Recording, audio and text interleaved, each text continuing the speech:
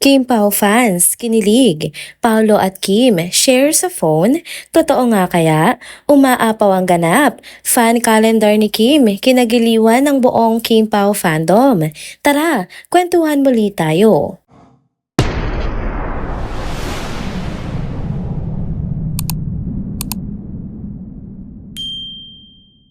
Hello mga ka-trenders! Welcome back muli sa ating channel. Kung bago pa lamang kayo dito, huwag nang kalimutang mag-like, mag-subscribe at i-hit na rin ang bell notification para lagi kayong updated sa mga balitang trending at napapanahon. Grabe, hindi pa rin talaga nauubos ang kilig na hatid ng Kim Pao, lalo na ngayong may mga bagong paandar na naman silang dalawa. Trending na naman kasi sa social media ang bagong update tungkol kina Kim Chiu at Paolo Avellino, matapos nga mapansin ng mga fans na parang iisa lang ang cellphone na gamit nila sa mga kuhang video habang nasa Vancouver. Matatandaan unang nag-viral ang video ng running bonding nila noon sa Vancouver para sa ASAP show. Sa unang lumabas na post, si Paolo pa nga nag-upload ng video kung saan makikita silang dalawa na tumatakbo. Siya rin mismo ang may hawak ng cellphone habang kinukunan si Kim na nasa likod niya. Chill lang pero halatang enjoy na enjoy silang dalawa sa moment na yon.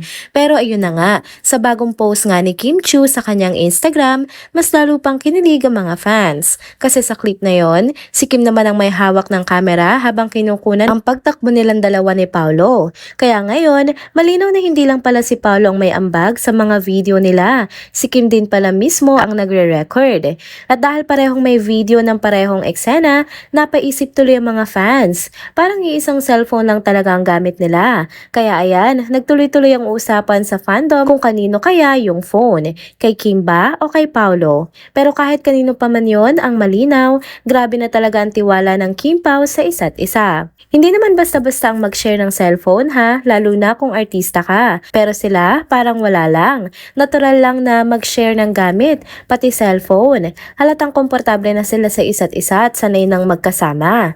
Ang dami pang napansin ng mga Kim Pao fans sa mga ganap nila habang nasa abroad. Isa pa sa mga napag-usapan ay yung eksena nga kung saan si Kim ay humihingi pa ng cellphone kay Paolo habang nasa stage sila. Ang cute lang tingnan kasi parang normal na normal lang sa kanila yung ganong interaction. Parang may sariling mundo lang silang dalawa kahit nasa harap ng maraming tao. Kung tutuusin, bawat post at video nila, may hatid talaga na kilig kahit hindi naman sinasadyang magpakilig. Yung mga galaw nila sobrang natural at genuine. Parang simpleng bonding lang ng dalawang taong sobrang komportable sa isa't isa. Wala nang halong arte o pa-showbiz, kaya siguro yung mga fans hindi talaga makaget over sa tambalang ito. At itong post nga ni Kim, bukod sa nakakakilig na vibe, ay may pa-teaser pa pala sa upcoming series nila ni Paolo. Kaya habang pinapanood ng mga fans yung clip, bukod sa kilig, mas lalo pang naging excited lahat sa project na iyon. Kung titingnan, kahit simpleng cellphone sharing lang yan sa umpisa, para sa mga Kim Pao supporters, malaking bagay na. Kasi yung ganitong simpleng kilos, simbolo nga ito ng tiwala, closeness at kung gaano na sila ka-comfortable sa isa't isa. Kaya habang patuloy na nag-aabang ang mga fans ng mga bagong ganap at updates, mukhang sapat na muna itong cellphone para mapangiti, mapakilig, at mas lalo pang mahalin ng mga taga Kim Paolandia, ang tambalang Kim Chiu at Paolo Avellino. Next topic naman tayo mga ka-trenders. Grabe, isa na namang nakakatuwang update mula kay Kim Chiu ang pinag-uusapan ngayon sa social media. Nag-trending kasi ang post niya matapos nga siyang mag-react sa isang super creative fan-made October calendar na ginawa ng Kim Pao fandom. Makikita sa post ng fanpage ang buong schedule ni Kim para sa buwan ng Oktubre at masasabi mong sobrang siksik talaga.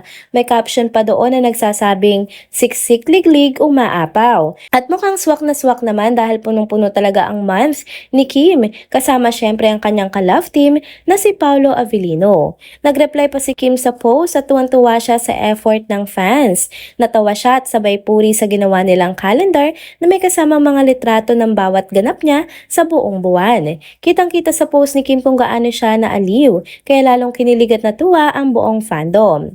Kung titingnan mo ang nilalaman ng calendar, mapapansin mong halos buong buwan ay punong-puno ng trabaho at events si Kim. Nagsimula ang October niya sa Cebu para sa taping ng kanilang bagong serye na The Alibay. Mula October 1 hanggang 9, doon sila nag-shooting at syempre kasama rin doon si Paolo Avellino. Pagkatapos ng Cebu taping, bumalik agad siya sa Maynila para sa isang endorsement shoot noong October 10. Halos hindi man lang siya nakapahinga, no? Pero hindi doon natapos ang pagiging busy ni Kim. May recording pa siya noong October 12, tapos may photoshoot pa para sa Pinoy Big Brother noong October 13. Sunod naman ay isang event noong October 14 at kinabukasan, October 16, na may departure na naman siya papunta na sa Vancouver para sa ASAP show kasama ang iba pang kapamilya stars. At syempre hindi mawawala sa listahan si Paolo. Nandun din siya sa parehong biyahe kaya napat-throwback tuloy ang mga fans sa mga Kim Pao moments nila sa Vancouver. Sa calendar nakalagay pa ang mga dates mula October 17 hanggang 21 bilang mga araw ng Vancouver trip. Doon nga nangyari mga viral Kim Pao moments katulad ng kanilang jogging video at mga kulitan sa backstage. Pagbalik naman nila sa Pilipinas noong October 22, panibagong activities agad ang nag-iintay. Pagdating nga ng October 23, balik trabaho agad si Kim sa It's Showtime. Then October 24 at 25, bumalik siya ulit sa taping ng The Alibay. Talagang halos walang pahinga, ano? Nakakabilib kung gaano niya nababalanse ang dami ng projects niya ngayon. At syempre tuloy-tuloy pa rin hanggang sa huling linggo ng October. May mga behind the scenes na kuha noong October 26 at 27 at makikita sa mga litrato na kahit pagod, todo smile pa rin si Kim. Nakakatuwa kasi kahit sobrang hectic ng schedule niya, hindi mo mararamdaman na stress siya kasi parang lagi siyang may good vibes at maraming energy. Kaya naman hindi nakapagtataka kung bakit sobrang proud at supportive ang Kim Pao fandom sa kanya. Maraming fans ang natuwa sa creativity ng fan-made calendar at karamihan sa kanila ay nagkomento kung gaano sila humahanga sa sipag ni Kim. Yung iba naman, aliw na aliw kasi parang official planner na talaga ng idol nila ang nag-post. May pictures pa bawat araw. Ang cute lang kasi imbes na typical calendar, ginawa itong parang photo diary ng buong buwan ni Kim. Mula taping, recording, event hanggang sa travel moments niya, lahat nandun. At syempre kasama rin sa highlights ang mga eksena nila ni Paolo, na siyang dahilan kung bakit extra kilig ang buong Kim Paolandia. Sa totoo lang, kahit simpleng fan effort lang ito, ramdam mo yung solid na connection ng fandom kay Kim. Kasi hindi mo naman gagawin ang ganitong klaseng project kung hindi mo talaga mahal at sinusuportahan ang isang artista, di ba? Lalo pat binigyan din ito ng pansin ni Kim mismo, kaya naman mas lalo pang na-inspire ang mga fans. At habang papalapit ang pagtatapos ng taon, mukhang hindi pa tapos ang mga pasabog ni Kim Chiu. Sa dami nga ng ganap niya, ngayong October pa lang, siguradong marami pang dapat abangan sa mga susunod na buwan. Kaya ang buong Kim Pao fandom, todo support pa rin. Habang excited sa mga upcoming projects at syempre, sa chemistry nila ni Paolo Avellino. Grabe, kung ganito ka-busy at ka-bless ang October ni Kim, mukhang mas magiging umaapaw pa ang November. And there you go mga ka-trenders. Dito na po muna nagtatapos ang ating isa na namang trending video update. Salamat sa inyong pagsubaybay at pagsama sa akin hanggang sa dulo ng video na ito. Pero bago kayo umalis, huwag niyo pong kalimutang mag-like, mag-comment, mag-subscribe at i-hit na rin ang bell notification para lagi kayong updated sa mga balitang trending at napapanahon. Kita-kits po sa susunod na video. Paalam!